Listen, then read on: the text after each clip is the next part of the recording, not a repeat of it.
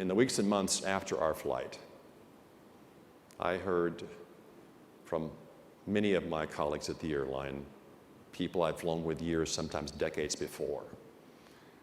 And they began to tell me what they had started to call Sully stories of long ago events that I had forgotten but that they hadn't, because something I'd done, something I'd said, some situation we had faced and the way I'd handled it had resonated with them.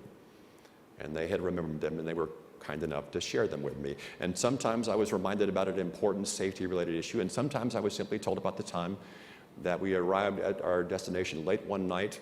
There was an elderly passenger who needed a wheelchair. The person in the terminal who normally gets those was nowhere to be found, and so I went and got one and brought them up into the terminal. I mean, my thought process was a very simple one. I've gotten you this far, I'm not going to leave you here now. My colleagues also told me that they weren't terribly surprised by the outcome on Flight 1549 because of the way they had observed me living my life for years before.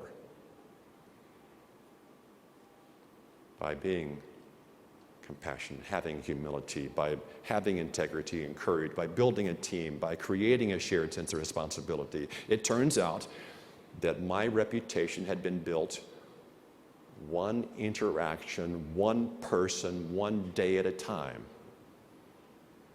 I think that's likely to be true for each of us. In every encounter with another person, there's inherently an opportunity for good, for ill, or for indifference. We just have to choose which it's going to be. I tell my children that I think at the end of our lives, it's unlikely that we'll be counting our money or cataloging the deals that we made or the things we managed to accumulate. I think instead it's more likely that we may simply ask ourselves a question.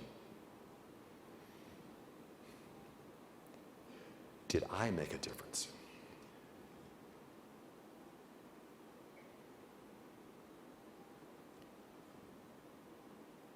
I think for many of you, you already have.